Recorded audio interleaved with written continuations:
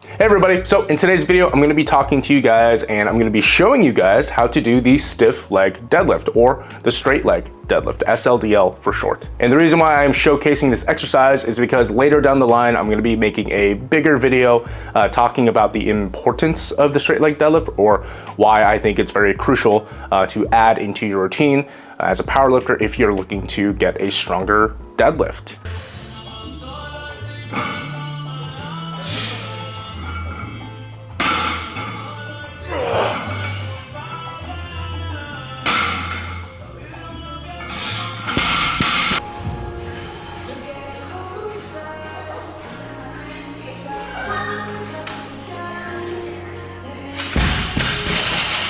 So with that out of the way, to do the straight leg deadlift, it's fairly simple, at least on paper, but it's a lot harder at execution. And that's kind of why I want to make this video in the first place, so I can show you guys how to properly do it, because there is a bit of, not a barrier of entry, but there is a bit of a skill ceiling that you'll have to hit if you're going to get the most out of this exercise. And that ceiling, that skill ceiling, refers to your mobility. So the mobility of your hamstrings, the mobility of your hips, being able to get into a lot of hip flexion, get your legs a bit straighter, and also to have the lower back strength to be able to maintain this position here. Because with our legs a bit straighter than they normally would be, you know, that's going to influence your hips and your torso and change its position, right? And what position are we looking at? Well, your torso is going to be a lot more horizontal and parallel to the floor, relatively speaking, than it normally would be in something like a conventional deadlift, where you're still getting a lot of quad drive, you're still getting a lot of your legs and your knees kind of over the bar. Whereas in a straight leg deadlift, that's not really the case. Your hips are a bit farther back, your knees aren't as forward. Your knees might be loading, you might be loading your knees a tad, right? We might use a little bit of quad drive here, but the extent of which is just not very present in this variation, which is a good thing. We want that. We want to train the posterior chain with the straight leg deadlift. That's why we do the straight leg deadlift. All right, so let's talk about doing the straight leg deadlift. How do we get set up for it? So the first thing you have to do is you have to get set up to the bar. You're gonna meet the bar, okay? You're not rolling the bar into you or anything like that. The bar is gonna stay perfectly still on the floor and you're going to set up to it. The reason why is because we want a consistent starting position for every single rep of our deadlifts, okay? Now, with that being said, you're gonna have the bar about an inch or two in front of your shins. Roughly speaking, the bar should be over the middle of your entire foot, not just what's visible, okay? And the reason for that is because, generally speaking, this is just going to apply to the most amount of people. Some of you might prefer the bar slightly farther in front, or it might be even slightly closer. It really depends on your limb lengths and your body composition. That's going to influence your center of mass. Now we don't need to get into that, but in general, just have the bar over the midfoot. If that doesn't feel right for you, you can adjust accordingly from there. So step one, get the bar over the middle of your foot. Set up to the bar. Now, some of you guys might have questions when it comes to your stance width, and I'm going to keep it really simple for all of you here.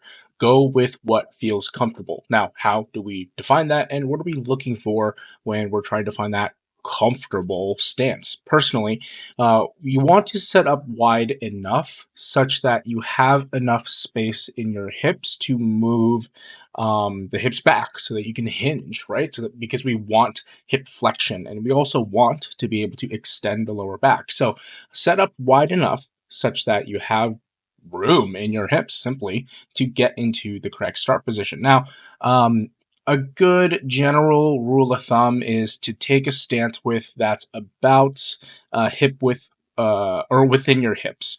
Hip width apart, feet hip width apart is a pretty good place to start. If that just doesn't feel right for you, then you could try shoulder width. If shoulder width doesn't feel right for you, okay, let's try meeting somewhere in the middle. You don't want to stand too wide because then your grip is going to have to move out with your stance, and with your grip that wide, it can become much more difficult to effectively load the barbell, because with that wider grip, it's effectively becoming a snatch grip deadlift. And we're trying to keep things pretty close to your conventional deadlift, unless you're intentionally going for that wider grip, which maybe you're doing. But to just get things started, if you're just learning how to utilize and train this movement, those are your options. Try a stance with your feet at hip width apart, then try shoulder width. You can try somewhere in the middle, whichever one feels more comfortable for you, whichever one allows you to have the most consistent start position, the most consistent technique. That's really what matters.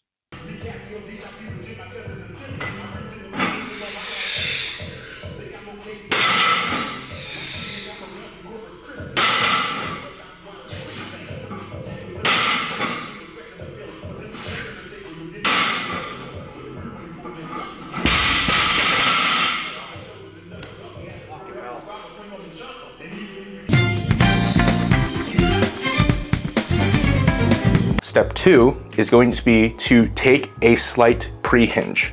So the reason why I like doing a bit of a pre-hinge with my deadlifts now is because it really just streamlines the setup. I'm already hovering over the bar.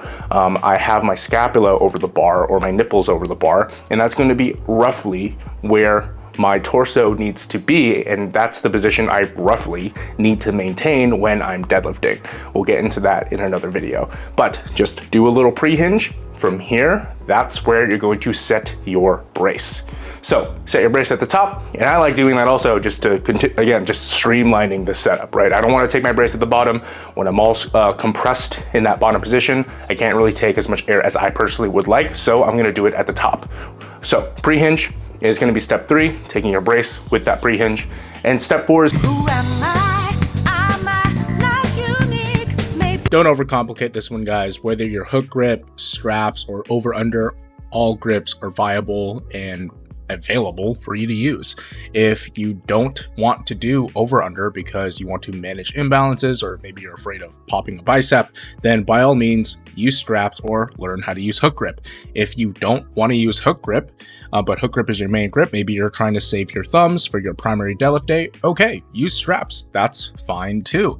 If you're a bit of a purist and you just have a hate boner for straps, great, learn hook grip or use over-under.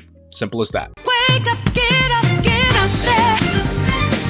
Raise your voice, I guess, like yours. Step 5, once you set your grip, you're then going to take the slack out of the bar and your body. So we're doing 2 things here. We are hip shooting with the slack pull. The reason why we're doing that is because we're trying to get as much tension out of the bar as possible so that we can get into the most optimal start position. Where you pull your slack, where you find your tension, that's what you have to follow. You have to follow the tension in order to get into the best start position. Now, you'll notice that when I initiate the lift, I am not sending my knees all the way through and wedging like I would in a conventional deadlift. And the reason for that is because in the straight leg deadlift, guys, what are we emphasizing? The posterior chain. We're not trying to bias the knees or the quads or anything like that. When we have our hips in that higher position, when the knee is in a more stacked position over the ankle and not over or in front of the ankle, then we're going to bias things like the glutes, the hamstrings, the adductors, the lower back, or your back in general a lot more. So that's how you do the straight leg deadlift. All right, guys, thank you for sticking around. This was a bit of a shorter video. I hope that I've made the process of getting set up for the straight leg deadlift, how to do it, a little bit easier for you guys. I think the setup is crucial when it comes to deadlifting. So if you guys can become autistically, and I mean like autistically consistent with this setup, then you're gonna have a really good time doing your straight leg deadlifts. Some technique things for you guys to consider when you're doing your straight leg deadlifts.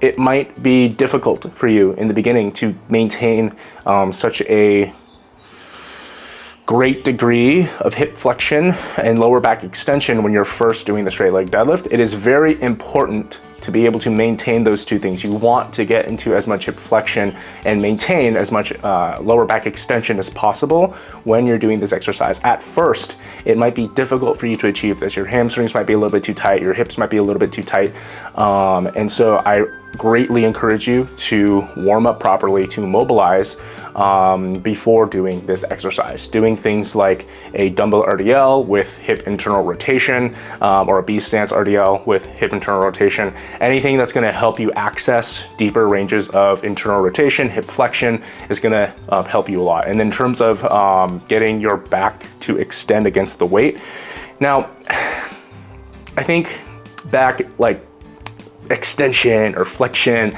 you know, I think a lot of people have a lot of opinions about those things, so I'm not really trying to make some blanket statement here, but generally speaking, you do want the lower back to extend, because by having or strengthening that position, you're going to be much more able to then load into the glutes, the hips in general.